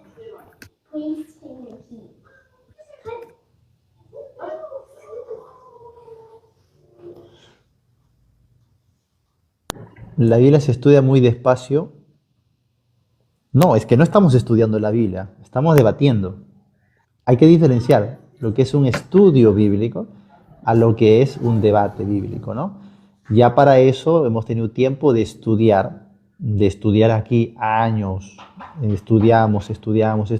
Cuando venimos aquí, venimos a presentar un argumento que es un fruto de nuestro estudio, ¿te das cuenta? Entonces aquí un debate es así. En un debate uno tiene que tener capacidad de responder rápidamente, ¿no? Porque se supone que ya uno ha estudiado, entonces respondemos inmediatamente, vamos para aquí y para allá, y los que están escuchando se supone que leen Biblia. Si no leen Biblia, obviamente que claro que van a tener una dificultad, y no somos responsables obviamente de todo el mundo de que si leen o no leen la Biblia. Nosotros estamos debatiendo y anhelamos que todos los que escuchen estén leyendo Biblia para que encuentren una coherencia. Y además, por eso justamente me quedo siempre en unos puntos. Si da cuenta, no estoy yendo para aquí y para allá. Hace rato me he quedado en Mateo 24 y 25 y estoy haciendo la misma pregunta. ¿Quiénes son los hermanos más pequeños? Mira, el mismo contexto, o sea, el mismo capítulo lo explica. Pero si alguien tiene una respuesta diferente, la quisiéramos escuchar. Buenas, saludos. ¿Cómo estás, Pastor Jonathan? Sí. Quisiera ¿Cuál es tu nombre? argumentar. Leclerc. Leclerc es mi nombre. Ok. Quisiera argumentar sobre, creo que están hablando de Mateo 25:31, ¿es correcto? Ya, adelante. dime. Todo Ok. Mateo 25, desde el 24, sí. Ah, Dime. ok, perfecto. ¿Quiénes son los hermanos más pequeños? Porque precisamente lo dice, cuando lo hiciste a uno de estos mis hermanos más pequeños, lo hiciste a mí. Y cuando la palabra de Dios dice, por cuanto no lo hiciste a uno de mis hermanos más pequeños, no lo hiciste a mí. hay que entender algo. Por eso me fui a Mateo 25:31 directamente. Es cuando dice, cuando el Hijo del Hombre venga en su gloria. Esta frase inicial de Mateo 25:31 nos explica un tiempo. Cuando dice la palabra cuando, nos enseña sobre el tiempo. Y está hablando de la ocasión única. En la segunda venida del Señor Jesucristo, cuando dice cuando el Hijo del Hombre venga en su gloria. Esto no es el arrebatamiento, como algunas personas lo confunden, porque en el arrebatamiento Él llega a las nubes y la iglesia es arrebatada con Él. En esta situación no, en esta ocasión no, Él baja y pone su trono en el Monte de los Olivos, por cuanto sabemos y conocemos que el ángel le dijo a las personas, como le viste irse, así mismo le veréis venir. Ahora bien, cuando está hablando de estas personas que están aquí, de estos dos grupos, que son salvos por obras, porque ellos hicieron algo a los hermanos pequeños, y los otros que no son salvos, no hicieron nada por los hermanos más pequeños. La segunda cuestión que hay que tener claro es que aquí son de todas las naciones, ¿sí? Y serán reunidas delante de Él todas las naciones. Entonces tampoco aplica eso de que sea pueblo de Israel, porque también por ahí he escuchado que son israelíes o es el pueblo hebreo. No es el pueblo hebreo. ¿Qué es lo que está pasando? La segunda venida del Señor Jesucristo sabemos que es al final de la gran tribulación. Ya cuando la iglesia, porque yo soy de la creencia y tengo la doctrina de que la iglesia no va a pasar la gran tribulación, entonces aquí no hay absolutamente nada de iglesia. Es por ello que estas personas son salvos por obras, no por fe. Pero ¿qué ocurrió en esos 7 años de la tribulación y la gran tribulación? Lo que ocurrió fue que el anticristo, el sistema del gobierno del anticristo, quiso imponer el sello en la mano derecha y en la frente y quiso ser adorado. Y habrá quienes se van a resistir a adorarle. Por cuanto habrá quienes se van a resistir de adorarle, entonces van a ser perseguidos para ser decapitados. Muchos van a ser presos, otros van a ser desterrados, otros van a ir a diferentes lugares. Cuando se dé toda esta crisis, que va a ser todo este caos, habrá quienes van a ayudar a estos que se resistan. ¿Sí? No te escucho, pastor. Ah, ok. Cuando esto ocurra, habrá quienes van a ayudar a estos que se han resistido a adorar y a sellarse, a ponerse el sello de la bestia. Muchos van a ser encarcelados. Esto no va a ser una situación ordenada. Esto va a ser muy parecido a como ocurrió. Les pongo un ejemplo, dos ejemplos, a como ocurrió durante la Segunda Guerra Mundial con el pueblo hebreo. Hubo quienes, incluso siendo alemanes, ayudaban mucho a los judíos en la misma Alemania. También ocurrió, por ejemplo, esta situación desordenada para el tema de la pandemia. No dejaban a la gente, por ejemplo, abordar un avión, asistir a un curso, participar en determinada actividad por el tipo por la situación de que no se dejaban sellar. Esto va a ser muy parecido. Entonces, habrá quienes van a ayudar a estas personas que están siendo perseguidas. Por eso es que lo dice en Apocalipsis capítulo 7, si no estoy mal. Cuando dice, ¿de dónde son todas estas personas? Le dice el ser viviente a Juan, y él le responde, Señor, tú lo sabes. Y le responde, estos son los que han salido de la gran tribulación. No padecerán más hambre, no estarán más bajo el sol, no padecerán más aflicción. Claro, son los que ya han muerto, pero los que pasen, los que pasen vivos de la gran tribulación son estos que están acá. Entonces estos hermanos pequeños se resistieron a sellarse, a ponerse el sello de la bestia, y han pasado la gran tribulación. Están aquí en la tierra, pasaron aflicción, pasaron hambre, pasaron muchas cuestiones, pero también hubo otra gente que les ayudó. ¿De acuerdo? Hubo otra gente que les proveyó comida, vestido, los visitó en la cárcel porque algunos fueron encerrados, otros están en los hospitales y en fin, es una situación a nivel mundial, es el desorden a nivel mundial que va a ocasionar la imposición del gobierno del anticristo y que habrá obviamente pues personas que se van a resistir a este gobierno. Sí, muy bien, gracias hermano. Como les dije hace un momento, hay toda una base bíblica para sustentar todo esto. A veces por el corto tiempo, obviamente uno tiene que volar de aquí para allá, pero con cuidado nosotros hemos hecho unos cursos completos. Por ejemplo, en YouTube, en Argumentos Bíblicos, hemos hecho el curso completo de Daniel y de Apocalipsis, donde explicamos ya al detalle con toda la sustentación bíblica, por supuesto. En unas transmisiones como esta uno tiene que ser un poquito más acelerado y pedimos disculpas a aquellos que de repente no tienen buena lectura, no tienen hábito de estudio y se marean un poquito, es natural por la naturaleza, pero hay estudios consistentes, hay estudios más detallados, más largos que tenemos en nuestro canal de YouTube, Argumentos Bíblicos. Dime, Milagros. ¿Estás ahí, Milagros?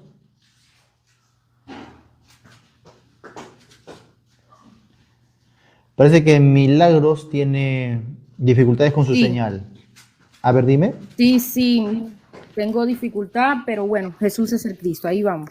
Exactamente, él mencionaba Mateo 25 del 31.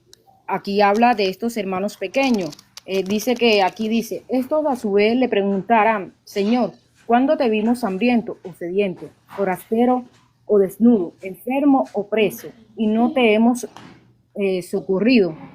Y él les responderá, les aseguro que cada vez que no lo hicieron con el más pequeño de mis hermanos, tampoco lo hicieron conmigo. Esto irá al castigo eterno y lo justo a la vida eterna. Sabemos claramente que los justos son aquellos que tienen la verdadera fe y los que van al castigo eterno son aquellos que no han creído en la fe. En la parte de la parábola del forastero, no me sé el verso bíblico, pero sé de lo que se trata, se puede aunque buscar según lo que digo. Este forastero pasan varias personas y no lo recogen. Pasa este forastero y lo recoge y lo lleva a un hotel, si se puede decir en ese tiempo ahí, y le paga todas sus cosas a ese hotel y le dice que cuando él se levante, todo lo que él coma, beba y eso, después él pasaría y lo pagaría. Entonces Jesús el Cristo le estaba enseñando ahí quién era este. Entonces, claramente quien lo estaba haciendo, este forastero tenía esta fe, la fe de creer precisamente que Jesús es el Cristo. Entonces, ¿de qué habla de los hermanos más pequeños? Los hermanos más pequeños son aquellos, como decía yo, que están recibiendo la palabra poco a poco. Ahora, usted que está compartiendo aquí, si está alguna de las personas que está escuchando y le gusta el compartir de usted, usted va enseñando a esa persona. Ese es un hermano pequeño. Y si hay otro de los hermanos que ya usted le compartía y ya no se perdió de esta fe, porque claramente que la fe sí se pierde. Había una de las muchachas diciendo que no se pierde, sí se pierde la fe. Por eso es que Jesús el Cristo dijo perseverar hasta el final, porque se pierde. Y ¿qué estábamos diciendo aquí para no salirme del tema? Que este hermano pequeño se habla de aquellos que pierden esta fe, pero que vuelven al camino, aunque es difícil, que hay versos bíblicos que lo colaboran también, que es difícil que aquellos que perdieron una vez esta fe vuelvan otra vez al camino, pero no podemos decir que no, porque hay personas que a pesar de que pierden la fe, sí pueden volver al camino. Entonces Pablo se refiere a estas personas. Lo que el muchacho estaba hablando de la segunda, de la tribulación, de aquellos que vienen por segunda vez, esto es cuando está la tribulación, que le tallan la cabeza a las personas. ¿Por qué le tallan la cabeza a estas personas? Porque se mantienen en lo que se les anunció cuando aún no había llegado la tribulación. Y en el momento que llega la tribulación, estas personas se le abre el entendimiento y creen, y a pesar de que está esta tribulación, que se le corta la cabeza, estas personas creen y se van. Sí, se van con Jesús el Cristo, pero no es que llegan a la vida eterna, porque los que llegan a la vida eterna son aquellos los que sí perseveraron, son aquellos los que permanecieron desde un principio. Ok. Milagros, te agradezco. Gracias por participar de este live. Dios te bendiga. Pastor, me quiero despedir porque ahorita voy a tener clase con mi pastor local sobre la Trinidad. Uy, Después, dale clases, dale clases. Dios le bendiga, pastor, y a todos los hermanos. Cuídense. Nos vemos, nos vemos. Ya estamos para terminar también. Ahora, si aplicas esto a cualquier grupo que va a integrar la misma iglesia, estaríamos en un desorden total. Un desorden total. Porque por ejemplo, los católicos, ¿no? Dicen, es eso de dame de comer, dame de beber, es cuando lo hacemos a los pobres. Cuando damos de comer a los pobres. Entonces la salvación es por dar de comer a los pobres, desplazando totalmente la obra de Cristo Jesús, ¿no? Y los pobres, ¿cómo ingresan? Si no dan de comer a otros. Si no tienen para dar de comer a otros, ¿cómo ingresan? Por pobreza. Ahora se ingresa a los cielos por pobreza. Qué interesante, ¿no? Los dogmas, hermanos, que se pueden establecer cuando no establecemos un verso dentro de su contexto. Aquí los hermanos más pequeños no podrían ser la misma iglesia. Es claro eso.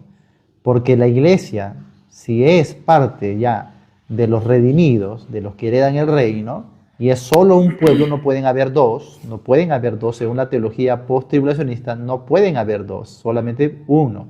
Entonces, ese único pueblo ya estaría siendo recogido de los 4 confines de la tierra cuando el Señor aparece en las nubes. Es más, la postura post-tribulacionista cree que el arrebatamiento sucederá después de la tribulación. Entonces la iglesia como un solo pueblo es arrebatada a las nubes donde está Cristo y ahí inmediatamente viene con Cristo. O sea, todo sucede en un mismo evento. La pregunta es, ahora que Cristo se siente en su trono, ya estableció su reino, ya se sentó en su trono.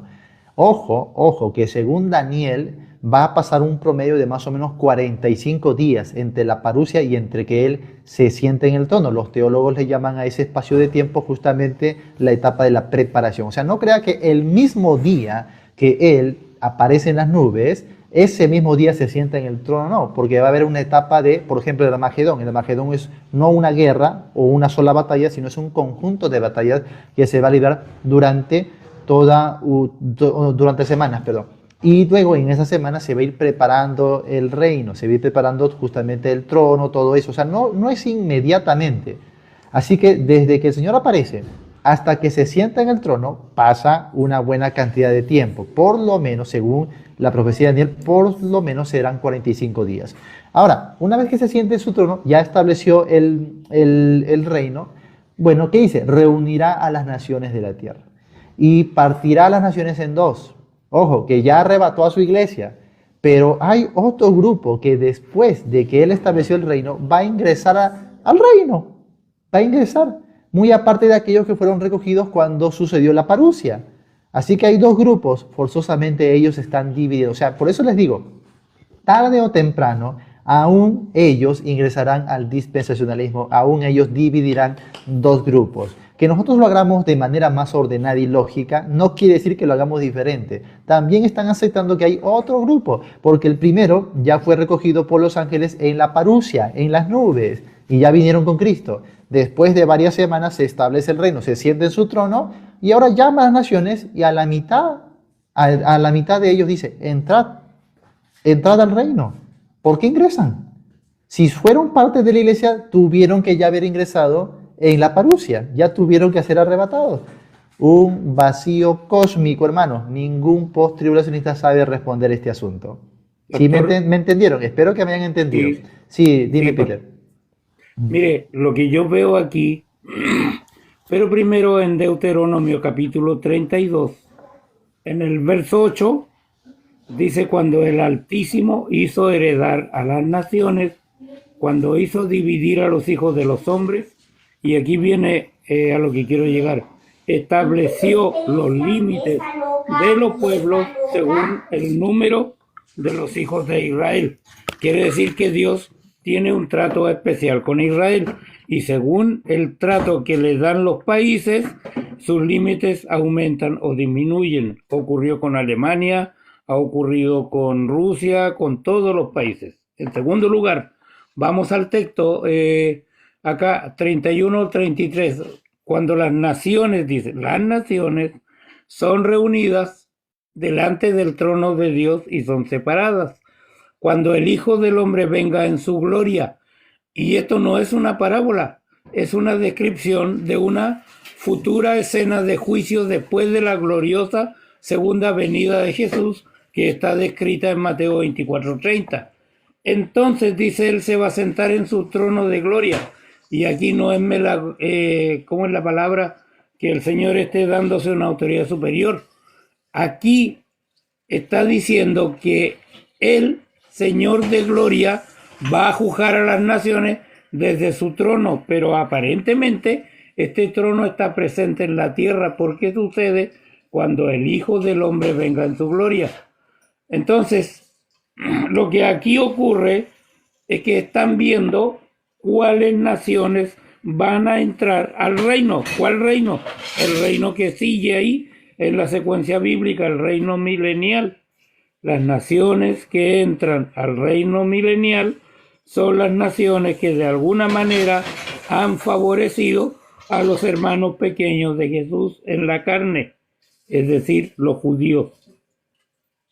Esa es mi apreciación.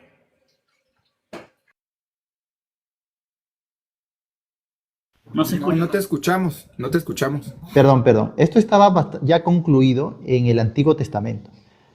Por eso esto es una doctrina veterotestamentaria. No es que en el Nuevo Testamento recién, o que Jesús esté recién inventando ahí. Esto ya estaba en el Antiguo Testamento. Si estudiamos el Antiguo Testamento nos daremos cuenta ahí de que se le promete al remanente que va a ser guardado. Justamente las figuras del remanente de Israel, desde el Éxodo, por ejemplo, preservado en el desierto, o Daniel y los 3 amigos preservados también allí en la deportación a Babilonia. Todo eso es figura del remanente de Israel, y los profetas toman eso como referencia y dicen: así como guardé a vuestros padres, ustedes también. También dice, ¿no? Como ellos fueron sustentados con maná del cielo, con agua, así también los cuidará a ellos en el desierto. O sea, la Biblia en el Antiguo Testamento está lleno de esas referencias a que Israel, el remanente, será preservado. Y también que otras naciones, así como los egipcios proveyeron de sus tesoros para ellos, así también otras naciones les proveerán, les visitarán, les darán de comer. Y lo que dice mi hermano, totalmente cierto. En toda la historia, desde el Antiguo Testamento, periodo intertestamentario y nuestra historia moderna, en toda la historia, mientras Israel sufre tribulación, siempre hay pueblos gentiles que los protegen. Incluso en la Segunda Guerra Mundial, el pueblo mismo de los alemanes, por ejemplo, no sé si han visto la lista de Schindler, ¿no? Esa es la más notoria, sin embargo, pero tremenda, hubo y esto mucha pasó. gente que lo hizo, hubo mucha gente que lo hizo. O sea, Oscar Schindler salvó alrededor de 3.000, 2.000 judíos, pero cientos de mucha judíos. gente, hubo mucha más gente en el anonimato que lo llevó a cabo. Sí, y justamente la profecía de Daniel es clave en eso, porque Daniel dice que el poder del anticristo, el hombre inicuo, radicará en alianzas humanas, pero al mismo tiempo dice que esas alianzas, así como los pies de barro y barro cocido y de hierro, no se mezcla el barro con el hierro, así igual estas alianzas serán su debilidad, porque no se mezclarán entre sí, harán alianza, harán pacto, pero luego quebrantarán esos pactos. Por eso el anticristo ejercerá poder militar, porque estas naciones, estos pueblos se le van a rebelar y van a cuidar al remanente de Israel. Así que los hermanos más pequeños es el remanente de Israel que será protegido durante la tribulación. Por eso lo primero que hace el Señor cuando aparecen las nubes es recoger a sus escogidos, a su remanente, y los recoge a ellos. Ahora establece el reino, y una vez que establezca el reino, reúne a las naciones y va a juzgar a las naciones por la actitud que tuvieron con su remanente. Entonces no podrían ser un solo pueblo, no puede ser una sola iglesia. Ahí tienen un gran vacío nuevamente, Pastor, ¿puedo leerle Isaías 14, verso 1 y 2, por favor? Porque ahí las conclusiones saltan a la vista. Dice, porque Jehová tendrá piedad de Jacob, y todavía escogerá a Israel y lo hará reposar en su tierra, y a ellos se unirán extranjeros y se juntarán a la familia de Jacob, y los tomarán. Mire, las naciones gentiles tomarán los pueblos, los tomarán de los pueblos y los traerán a su lugar. Esto ocurrió cuando se levantó, cuando nació la nación de Israel.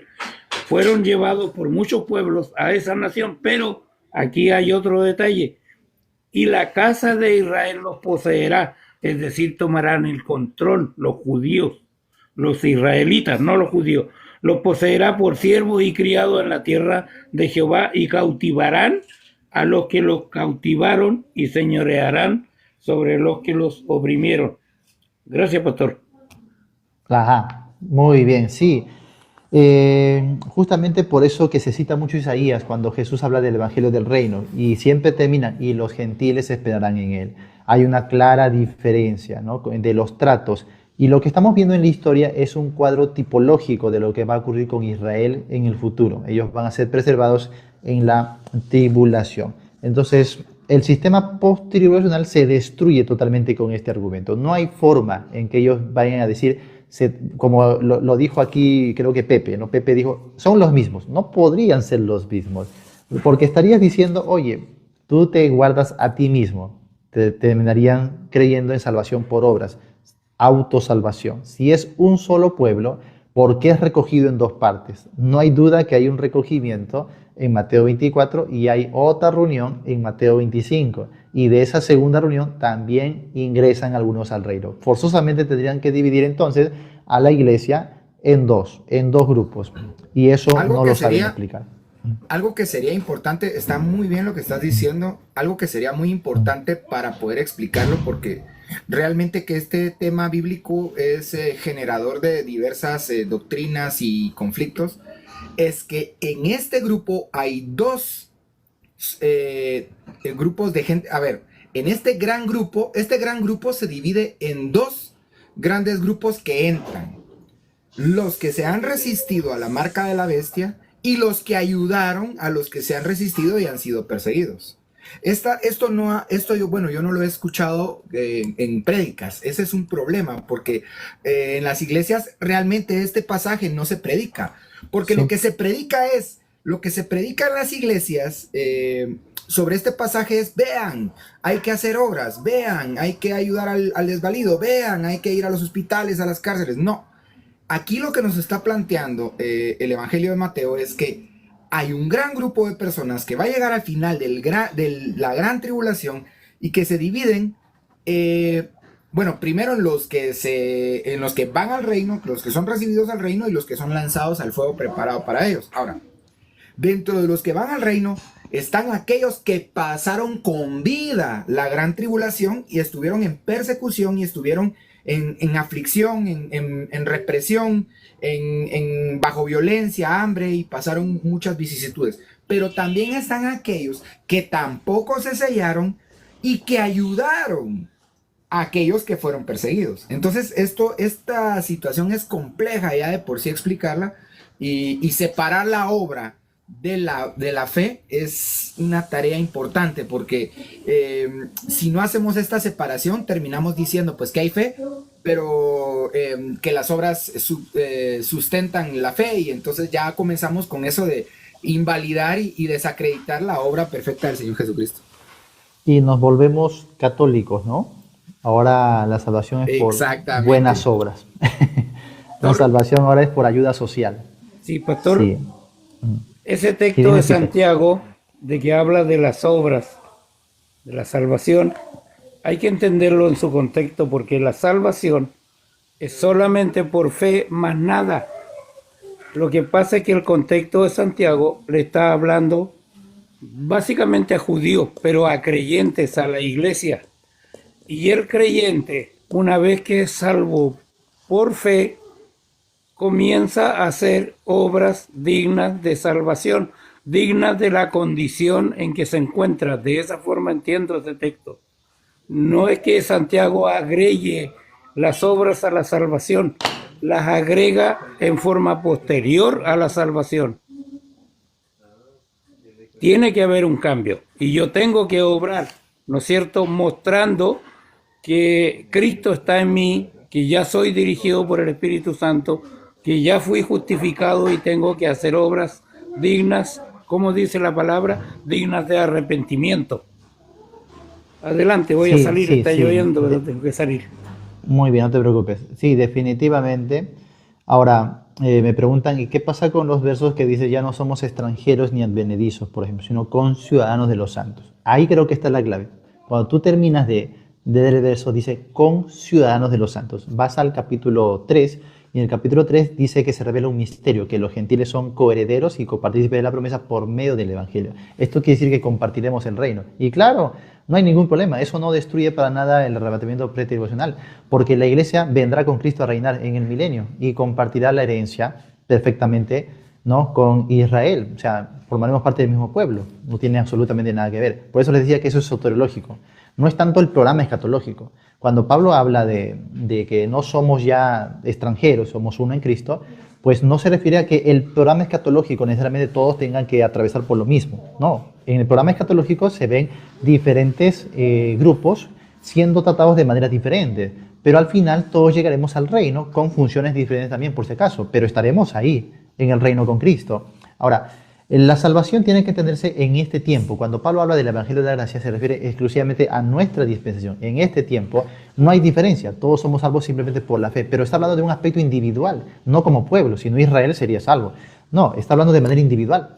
Mientras tanto, Israel ha sido puesta aparte, ha sido endurecida, dice Pablo, individualmente algunos de ellos pueden creer. Por eso procuraba que de alguna manera llegue un testimonio, un celo a ellos para que algunos sean salvos, ¿no?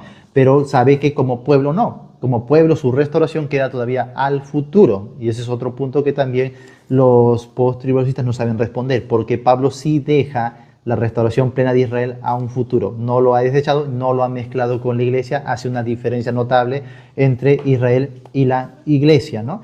Entonces, no debemos confundir la soteriología. Soterológicamente hablando, en este tiempo, cualquiera individualmente es salvo por la fe en el Evangelio. No hay diferencia alguna en ese sentido.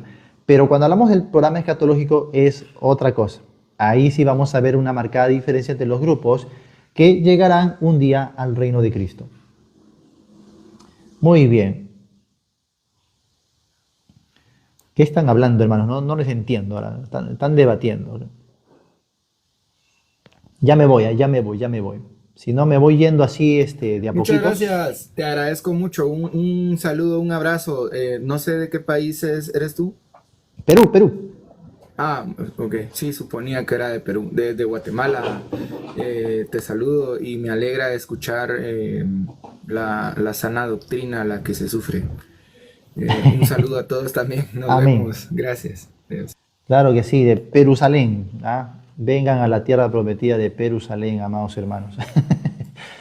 De Jerusalén puede salir algo bueno, dicen algunos. Algo bueno saldrá. Aquí está Cristiano curioso, por si acaso. Algo bueno sale de Jerusalén. Ya me dejaron solo a mí. Ya, ¿qué diremos ahora? Ahí está Cristiano curioso, ¿ves?